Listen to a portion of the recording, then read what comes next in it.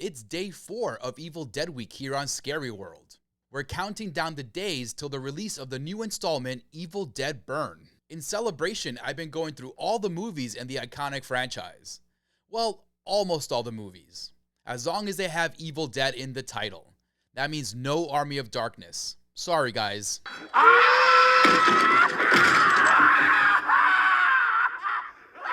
Today, we're at the last stop before Burn releases in theaters tomorrow, 2023's Evil Dead Rise. Welcome to Scary World, where I walk you through the best, the worst, and the downright disturbing. I'm Arturo Padilla. Hi.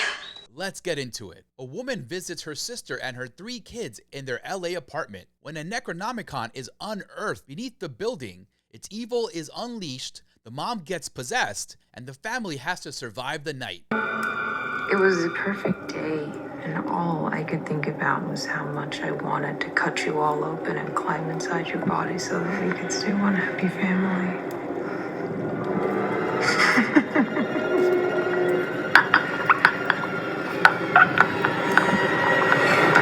The first category is production. Does this movie look good? Is it well executed? Evil Dead Rise moves the franchise off the map that defined it, and that's the first thing you feel. Cronin, who wrote and directed the movie, trades the cabin in the woods for a crumbling LA apartment building, swapping remote backwoods dread for a claustrophobic urban trap. It's the boldest structural swing the series has taken. Well, not including the time travel from Army of Darkness, but we don't talk about that here.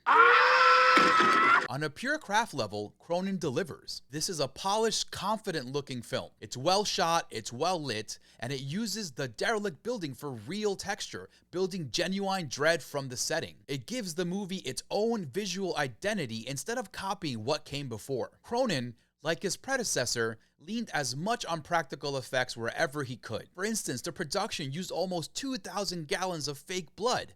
A lot of it, of course, for that Shining homage we get late in the film. But whatever issues Rise has aren't for its execution. For production, Evil Dead Rise gets a 2 out of 2. I really enjoyed the look of this movie. It's clean, it's polished, it's crisp. Cronin really knows what he's doing behind the camera, and he's shown that in the past. The setting of this movie takes some time to get used to because we're all accustomed to seeing a cabin in the woods, a creepy cellar, but we don't get any of that here. We get a derelict building that's about to get demolished and a poorly lit parking garage. All that said, it does kind of work with the vibe of this movie and the story of Evil Dead. Cronin does a good job adapting the setting to the story.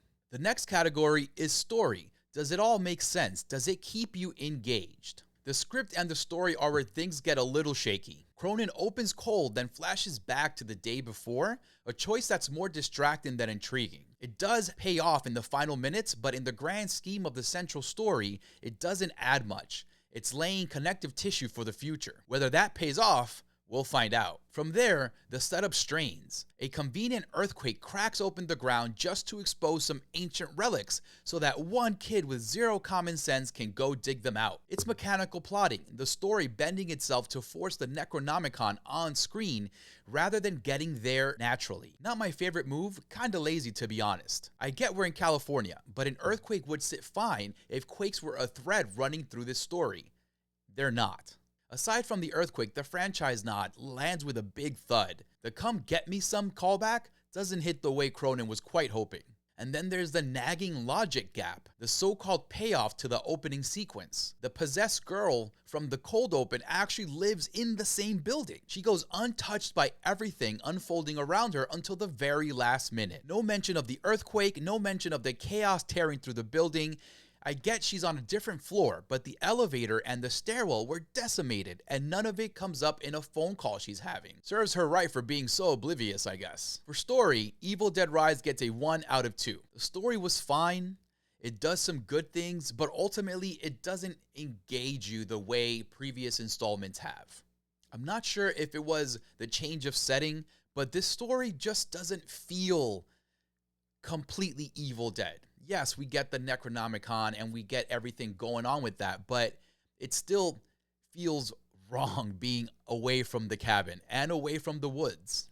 The next category is ensemble. Are the performances good? Does the cast have chemistry? The cast is uneven. There are flashes here and there, but the cast mostly blends together until you get to the mom.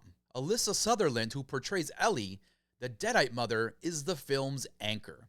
She does awesome work carrying the possession, giving Rise its one genuinely magnetic performance. And it's not just the makeup doing the lifting.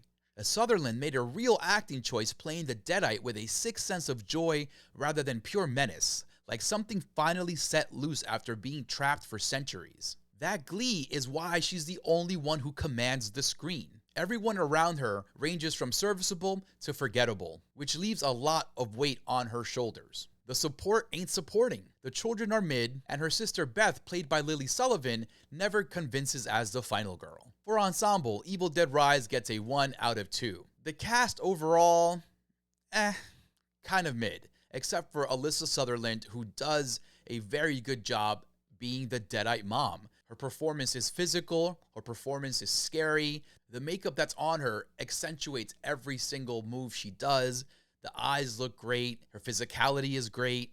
She really puts this whole movie on her back and makes sure it's carried to the finish line. The next category is horror. Is it scary? Does it deliver the goods? There is plenty of blood and gore, and most of it is practical. But this is where I'm torn, because the ceiling is quite high, but the film keeps stopping short of it. It keeps handing you the setup and withholding the payoff. It never goes as far as you want. Cronin walks you right up to the bridge, but never lets you cross it. Another small nitpick, Ellie's possession reads more like a kill rather than an infection. In the previous installments, you saw the body get invaded. That violation was the whole point. Here, it never shows you that crossing over.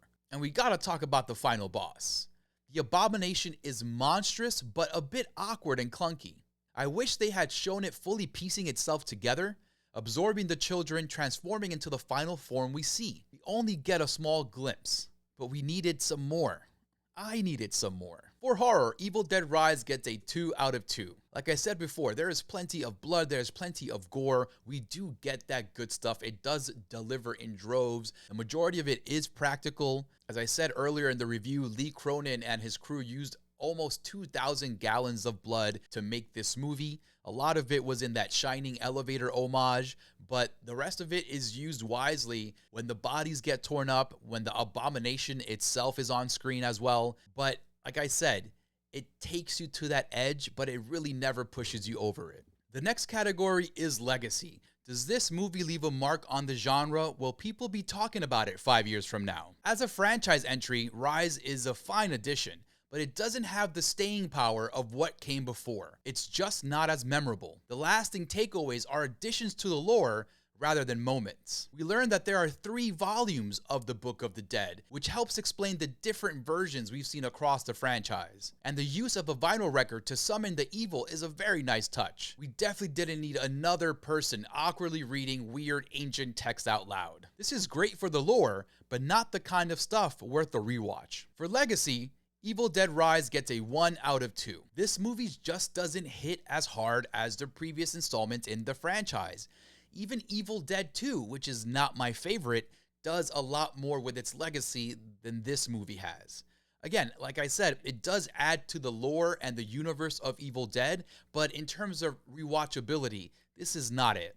Now let's add it all up. Evil Dead Rise gets a 2 for production, a 1 for story, a 1 for ensemble, a 2 for horror, and a 1 for legacy, bringing its total to a 7 out of 10. Evil Dead Rise is a well-made, blood-soaked entry that swings but lands about half of its punches. Cronin nails the look, but the writing keeps tripping over itself, and the horror walks you to the edge without ever pushing you over. It's a solid gory time, but never quite becomes essential. It's a nice addition to the bloodline, but not the one you'll be reaching for a rewatch. Dead by Dawn? More like fun by midnight, forgotten by morning. I'm Arturo Padilla, and remember, it's a scary world out there, but I am here to walk you through it. See you next time.